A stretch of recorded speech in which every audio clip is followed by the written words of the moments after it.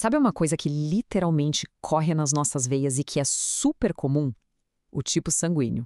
Mas olha, o que hoje parece algo simples já foi um drama científico, uma questão real de vida ou morte. Vamos mergulhar nessa história. Imagina só a cena. Antes de 1900.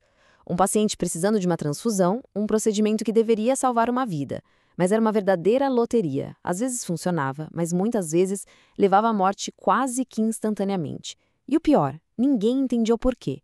Era um mistério gigantesco e de altíssimo risco para a medicina daquela época.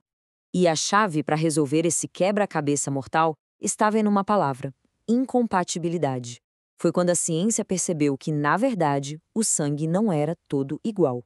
Entender o que tornava cada um diferente foi o que mudou o jogo e tornou as transfusões seguras. Para entender isso, a gente precisa falar dos antígenos. Pensa assim, ó. Cada hemácia, a célula vermelha do sangue, tem tipo um crachá de identificação na sua superfície. É esse crachá que diz para o nosso corpo: opa, essa célula aqui é nossa, tá tudo certo. E basicamente existem dois tipos principais desses crachás: o tipo A e o tipo B. Beleza, se os antígenos são os crachás, a gente também tem os seguranças. Esses são os anticorpos. Eles ficam, patrulhando o nosso sangue. Se eles encontram uma célula com um crachá que eles não reconhecem, um crachá estranho, aí já viu, né? Eles atacam. E era exatamente essa reação, esse ataque, que causava aqueles desastres nas transfusões. E essa tabela aqui, ó, organiza tudo direitinho. Uma pessoa que é do tipo A tem o antígeno A e os anticorpos anti-B, ou seja, os seguranças que atacam o tipo B. Quem é do tipo B tem o contrário, antígeno B e seguranças anti-A. Agora, quem é a B tem os dois antígenos, A e B, então não tem nenhum segurança, certo? Não faria sentido. E o tipo O, ele não tem nenhum antígeno, nenhum crachá, mas tem os dois seguranças, anti-A e anti-B. Foi desvendando isso que o pessoal finalmente entendeu o segredo da compatibilidade. Parecia que o mistério estava resolvido, certo? Mas não completamente. Mesmo entendendo o sistema ABO, algumas transfusões ainda davam muito errado. É porque faltava mais uma peça nesse quebra-cabeça, o famoso fator RH. O fator RH é basicamente outra proteína, um segundo tipo de crachá na superfície das hemácias. É bem simples. Quem tem essa proteína é RH positivo. Quem não tem é RH negativo. Só que aqui tem um detalhe importantíssimo. Uma pessoa com sangue RH negativo não nasce com os anticorpos anti-RH. O corpo dela só vai produzir esse segurança se e somente se entrar em contato com o sangue RH positivo. Esse processo se chama sensibilização. E guardem bem essa palavra, porque ela é a chave para a gente entender a próxima parte da história. Ok, então a gente já entendeu o que são os tipos sanguíneos. Agora a pergunta é, como a gente herda isso? De onde vem? A resposta, claro, está toda no nosso DNA, na nossa genética. Então, funciona assim. A gente herda alelos, que são versões de um gene dos nossos pais. Os alelos para os tipos A e B, que a gente chama de IA e IB, são dominantes. Já o alelo para o tipo O, que é o I minúsculo, é recessivo.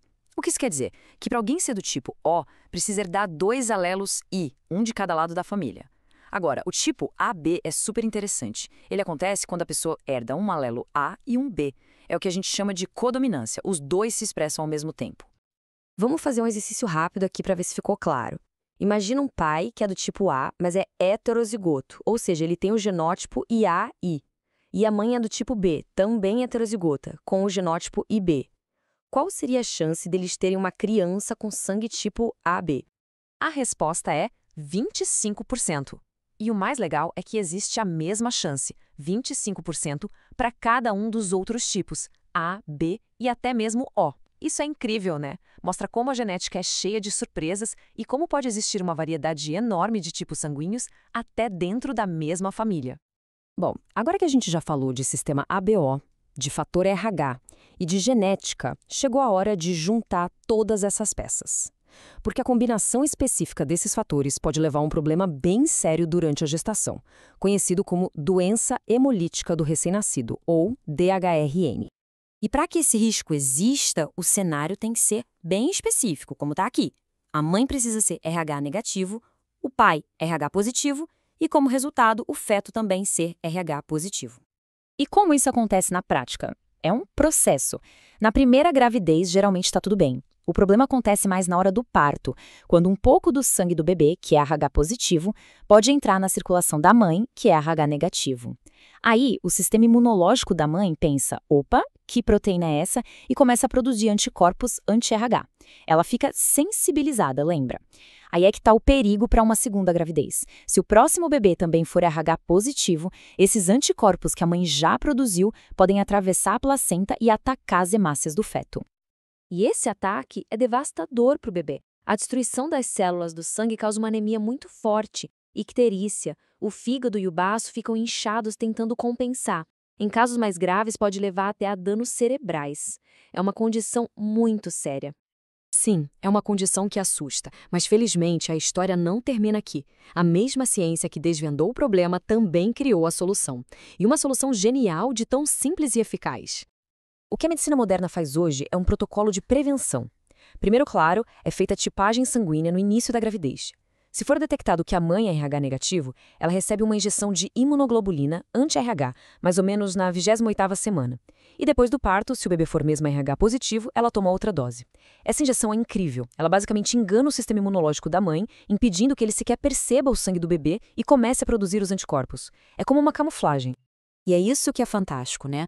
Uma única injeção consegue impedir que o sistema imunológico da mãe veja o sangue do bebê como uma ameaça. Uma condição que podia ser fatal se tornou algo totalmente prevenível. Isso é a ciência transformando vidas.